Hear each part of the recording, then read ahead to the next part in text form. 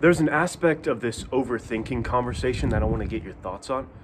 You're all very smart. You've lived lives that I haven't. You know stuff I don't.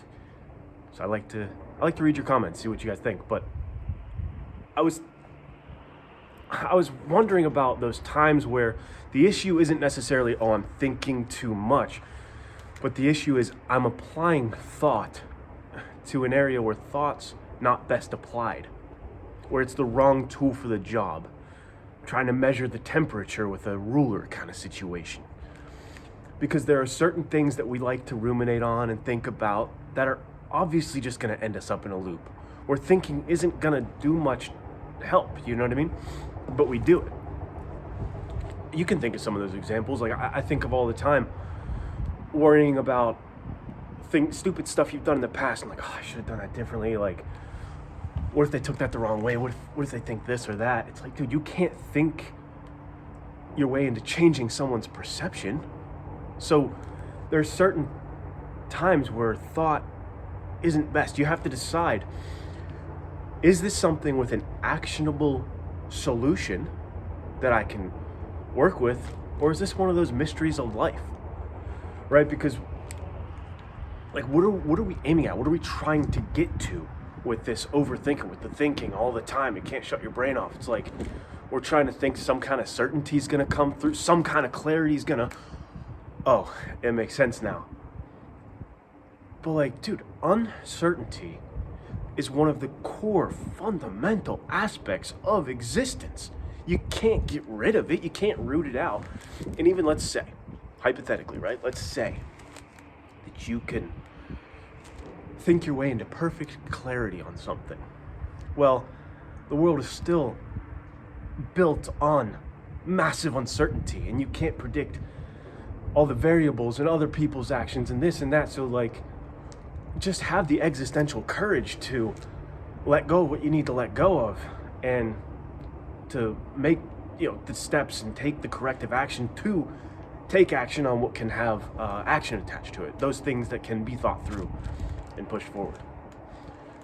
And there is I think there is a time for thinking's sake, like thinking on the meaning of life or your identity and this kind of stuff. Like, yeah, good, but you need to understand or identify when thought is just gonna lead you in a loop, and you got to break out of that. And that's where I wanted to add 5 actionable kind of pragmatic things that you could take away to stop overthinking, that have helped me when I wake up at freaking 2 a.m. just thinking about my life and worrying, and these things have helped. The one is close the loop. So convert the thoughts into a decision. Do I do it? Do I schedule to do it tomorrow? Or do I decide that there is no action, so I have to let this one go? I gotta just let it go. 2 is the action disrupt. I love this one. This is where you can't be overthinking if you're in your body. If you're doing push-ups, right? Go physically do something. Do push-ups, go for a walk, send an email, do something from your to-do list, chat with somebody.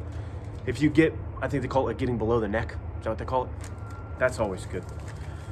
3 is schedule the overthinking time. This one's good. I like this. There's a lot of different times that you can, what do they call it? Prescribe the symptom.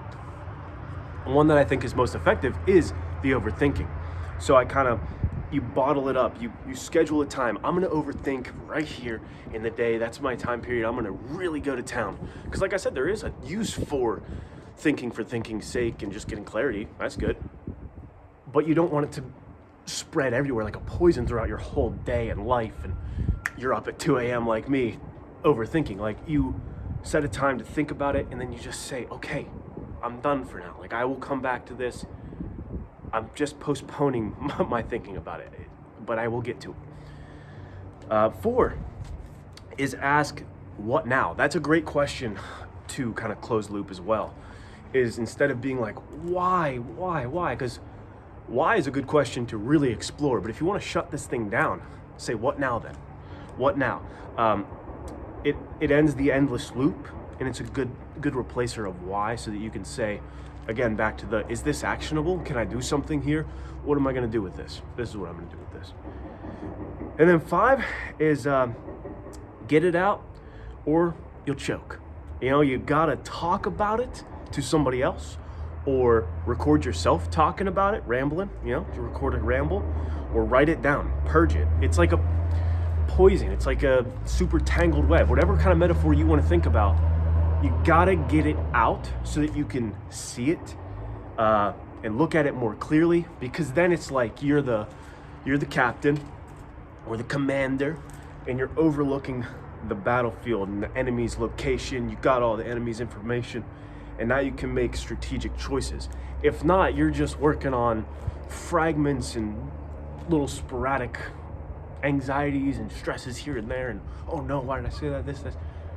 Get it all out on a place that you can see it and make it tactile, you know? Have a conversation so people can bounce ideas back. Record yourself so you can listen to it and be like, oh, what? That's stupid. Why did I think that? Or write it down. And then you can really just get a better grasp on it. And then it's not just sitting inside of you like a poison. Okay, that's all I got. I gotta get back to work. I'll see you guys.